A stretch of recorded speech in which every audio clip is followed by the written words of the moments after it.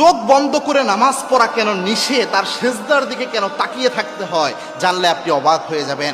চোখ বন্ধ করে অনেকে একদম আল্লাহু আকবার বলে চোখ বন্ধ করে পুরো নামাজটা পড়ে, এটা কিন্তু হাদিসে নিষেধ রয়েছে।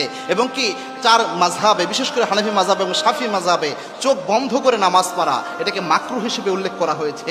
তবে বেশিরভাগ অধিকাংশ ইমাম আমরা বলেছেন চোখ বন্ধ করে নামাজ পড়া নিষেধ, মাকরুর মতো মাকরু এই অবস্থায় নিয়ে এসেছেন। এবং চোখ খুলে কেন নামাজ পড়তে হয় এটার গুরুত্বপূর্ণ একটা বৈজ্ঞানিক ব্যাখ্যা রয়েছে এবং রাসূল ইসলামের আমল এখানে পাবেন। আল্লাহর হাবিব ইসলাম কেন এটা করতেন?